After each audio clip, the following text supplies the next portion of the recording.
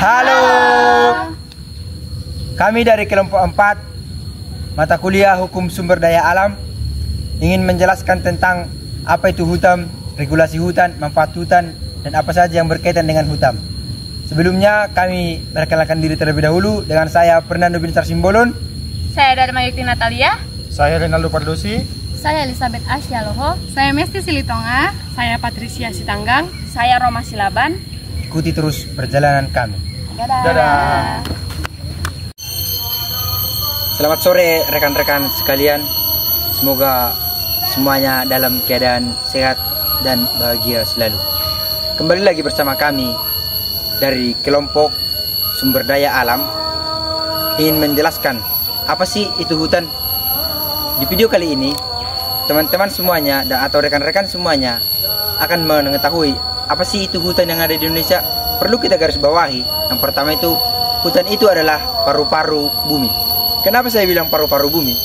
Karena dari hutan mendapatkan yang namanya oksigen, dan di hutan juga akan ditampung yaitu karbon dioksida. Dan juga di hutan tempatnya berlindung para hewan liar, para satwa liar, tumbuh-tumbuhan. Nah, untuk penjelasan lebih lanjut, bagaimana sih hutan di Indonesia kita ini? Apakah sudah baik? Apa sih yang terjadi dengan hutan Indonesia? Apa sih hutan-hutan itu? Nah, untuk penjelasan selanjutnya akan dijelaskan oleh pemateri-pemateri kita. Saksikan terus video kami.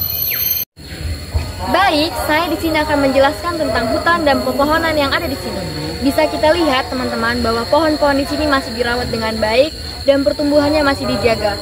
Makanya ekosistem yang ada di hutan ini sangat segar dan menyejukkan. Kita bisa lihat di hutan ini tidak hanya ada pepohonan-pepohonan saja, tapi di sini ada binatang-binatang berbagai macam. Bisa kita lihat di sebelah kanan saya itu ada binatang rusa, dan kita lihat di pohon-pohonan ini di sini banyak berbagai macam pepohonan, dan pepohonan ini dirawat dengan baik. Jika pohon ini sudah terlihat tua, maka mereka akan membangun dan menanam lagi pohon-pohon yang muda. Bisa kita lihat di sebelah kiri saya, ini ada berbagai macam pohon, dan di sebelah kanan saya juga mereka ada menanam pepohonan, dan di sini pohonnya berbagai macam. Terlihat di belakang saya itu ada pohon aren dan berbagai macam pohon lainnya. Jadi, bagaimana teman-teman menurut kalian tentang hutan ini? Nah teman-teman, selanjutnya aku akan menjelaskan mengenai faktor-faktor penyebab kerusakan hutan. Yang pertama, adanya pembalakan liar atau illegal logging. Yang kedua adalah kurangnya pengawasan dalam tata kelola hutan dan maraknya korupsi dalam penyelenggaraan dana untuk pengelolaan hutan. Yang ketiga, kebakaran hutan terutama pada saat kemarau dan juga adanya kebakaran lahan.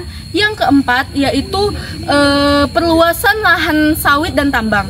Namun di antara itu semua yang paling membuat hutan-hutan ini semakin banyak dieksploitasi adalah kurangnya pengawasan dari pemerintah dan karena faktor ekonomi. Baik teman-teman, di sini saya akan menjelaskan dampak kerusakan lingkungan. Yang pertama itu ada pemanasan global dan perubahan iklim. Yang kedua ada banjir dan tanah longsor yang saat ini banyak terjadi di lingkungan kita dan terutama di hutan kita juga. Di sini kita mengetahui bahwa pohon itu sangat membantu untuk melestarikan lingkungan kita, terutama untuk menahan air agar tanah yang ada di sekitar kita tidak longsor ya teman-teman. Dan kita juga tahu jika hutan kita hilang, daya serap air menurun drastis. Akibatnya saat hujan lebat datang, air langsung menyebabkan banjir dan tanah longsor. Yang ketiga itu ada hilangnya keanekaragaman hayati. Nah, namun kita bisa lihat di hutan sekarang ini masih banyak kita temui ada hewan dan burung-burung, masih ada berbagai hewan di sini. Jadi kita harus menjaga hutan kita agar tetap lestari dan kita bisa hidup berdampingan dengan makhluk-makhluk yang ada di hutan kita. Yang keempat itu ada konflik sosial dan kehilangan sumber penghidupan. Banyak masyarakat adat dan lokal menggantungkan hidupnya pada hutan, baik untuk pangan, obat-obatan, hingga nilai budaya. Ketika hutan rusak, mereka kehilangan akses terhadap sumber daya yang selama ini menopang kehidupan mereka. Hal ini sering menimbulkan konflik dengan perusahaan atau bahkan pemerintah. Yang kelima, ada gangguan kesehatan masyarakat. Misalnya, kita menebang pohon secara sembarangan, maka kita akan mengakibatkan polusi seperti asap yang ditimbulkan dari kebakaran hutan yang kita sebabkan dan kita yang menebangnya sendiri. Nah, kesimpulannya adalah kerusakan hutan bukan sekadar isu lingkungan, tapi menyangkut keberlangsungan hidup kita semua. Oleh karena itu, penting bagi kita untuk menjaga hutan seperti menjaga rumah kita sendiri. Nah, teman-teman, kita sebagai generasi muda juga, kita perlu melestarikan lingkungan kita dengan melakukan satu langkah kecil seperti kita menanam pohon di lingkungan yang sudah tandus. Regulasi dan undang-undang yang mengatur. Beberapa regulasi penting yang mengatur tentang perlindungan hutan di Indonesia antara lain: 1. Undang-Undang Nomor 41 Tahun 1999 tentang Kehutanan. 2. Undang-Undang Nomor 32 Tahun 2009 tentang Perlindungan dan Pelestarian Lingkungan Hidup. Dan juga Undang-Undang Cipta Kerja, Undang-Undang Nomor 11 Tahun 2020. Meskipun undang-undang ini menuai kritik karena dianggap telah melonggarkan tentang perlindungan kehutanan, namun pemerintah juga mengeluarkan tentang Peraturan Presiden Nomor 23 Tahun 2021, di mana undang-undang ini melibatkan masyarakat terhadap pelestarian lingkungan. Baik, di sini saya akan menjelaskan tentang peran pemerintah dalam menjaga kelestarian hutan. Peran pemerintah dalam menjaga kelestarian hutan tentu sangat diperlukan demi menjaga kelestarian hutan. Program yang pertama yaitu Program Perhutanan Sosial. Dalam program ini, pemerintah memberikan hak kepada masyarakat adat maupun kelompok tani hutan dalam mengelola sumber daya hutan dan untuk menjaga kelestarian hutan tersebut. Kemudian yang kedua, memanfaatkan teknologi. Dalam program ini, pemerintah harus memanfaatkan teknologi yang ada seperti citra satelit dan juga sistem informasi geospasial untuk mengawasi secara langsung aktivitas yang terjadi di hutan agar menghindari terjadinya aktivitas terlarang seperti pembakaran hutan, pembalakan liar, dan juga pembukaan lahan secara ilegal.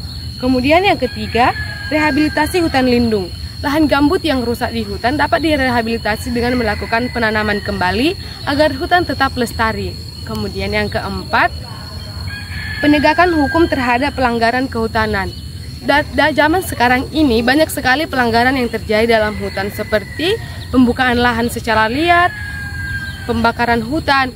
Hal ini harus ditindaklanjuti. Pemerintah dalam hal ini harus menindak secara tegas bagi pihak-pihak yang melakukan pelanggaran agar tidak terjadi berulang-ulang demi menjaga kelestarian hutan. Sekian yang dapat saya jelaskan. Baiklah teman-teman, kesimpulan dari kelompok kami tentang pembahasan hutan kota ini adalah pembahasan mengenai pencemaran lingkungan ini merupakan masalah yang kompleks, sehingga masalah ini sangat berbeda sekali antara regulasi dengan implementasinya. Untuk itu, kita sebagai generasi muda, tugas pemerintah bukan hanya untuk melestarikan lingkungan, namun kita mahasiswa juga ikut ambil alih dalam melestarikan lingkungan ini, seperti contoh membuang sampah pada tempatnya. Sekian video dari kami, terima kasih. Sekian video dari kelompok kami, kiranya penjelasan kami dapat menjadi wawasan bagi kalian. Dadah!